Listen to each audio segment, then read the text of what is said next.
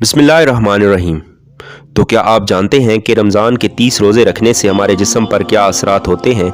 इस पर एक जापानी साइंसदान ने बहुत बड़ी रिसर्च की है, जिसका जानना हर मुसलमान के लिए बेहद ज़रूरी है।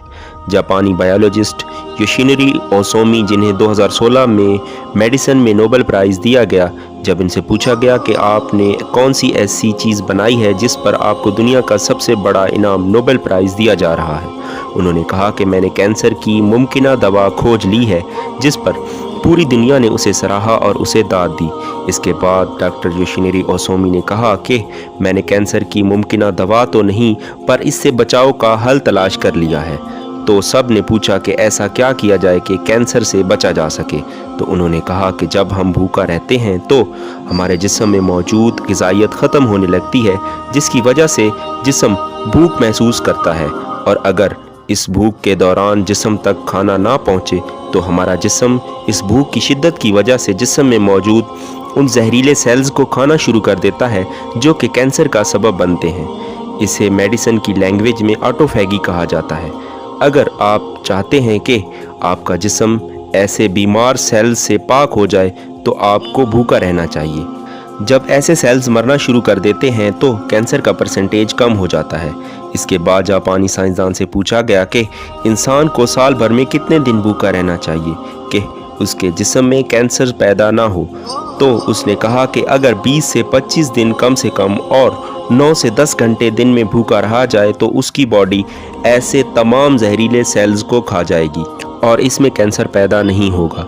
ऐ मेरे अल्लाह, आज हमें समझ आया कि मोमिन पर रोज़े फ़र्ज़ क्यों किए गए, और आज मुझे इस हदीस की भी समझ आ गई जिसमें आप सल्लल्लाहु अलैहि वसल्लम ने फरमाया कि हर शय की ज़कात है और जिस्म की ज़कात रोज़ा है।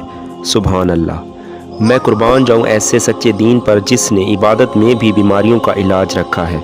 दोस्तों, इस्लाम वो दीन फितरत है जो ज़िंदगी के हर शोबे में राह एतदाल की तलकीन करता है। इसीलिए आज ना सिर्फ मगरिब में ज़्यादा खाने को नापसंद किया जाता है, बल्कि इसे इंसानी सेहत के लिए भी नुकसानदेह समझा जाता है।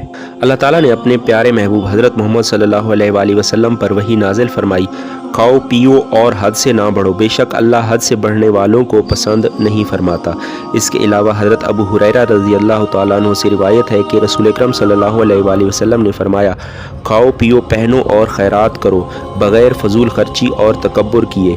दोस्तों, इंसान को खाने की सिर्फ थोड़ी सी मिकदार की ज़रूरत होती है जो इंसानी जिस्म में तवानाई पैदा कर सके, जितनी तवानाई इंसानी ज़िंदगी के लिए ज़रूरी है, जिससे उसकी सेहत अच्छी रहे और वो ज़िंदगी के तमाम काम अच्छे से अंजाम दे सके।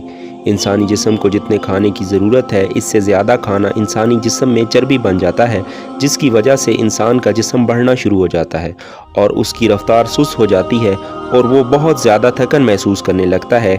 इसके अलावा इंसानी जिस्म बहुत से अमराज का शिकार भी हो जाता है। इसीलिए अल्लाह ताला ने रोज़े फ़र्ज़ किए ताकि 11 महीनों के दौरान खाने पीने की बेएहतियाती का अजाला हो सके और इंसानी जिस्म में पैदा होने वाली फालतू चर्बी जिस्म इस्तेमाल कर ले। कुरान पाक में अल्लाह ताला ने रोज़े रखने का हुक्म इन अल्फाज में इरशाद फरमाया, ए ईमान वालो, तुम पर रोज़े फ़र्ज़ किए गए जैसा कि तुमसे पहलों पर फ़र्ज़ किए गए थे, ताकि तुम परहेज़गार बन जाओ। कुरान मजीद में बीमार और मुसाफिर के लिए रोज़ा मुअख्खर करने और जो ना रख सके उनके लिए फ़िदिया अदा करने का हुक्म दिया गया है। इसके बाद रोज़ा रखने की हिकमत इन अल्फाज में बयान फरमाई, और तुम्हारे लिए रोज़ा रखना बेहतर है अगर तुम चाहते हो। असल में यहाँ ये बताया गया है कि अगर तुम मौजूदा इल्म को समझते हो तो तुम्हारे लिए यही बेहतर है कि तुम रोज़े रखो, क्योंकि रोज़ा अपने अंदर बहुत से रूहानी, नफ्सियाती और तिब्बी फ़ायदे रखता है।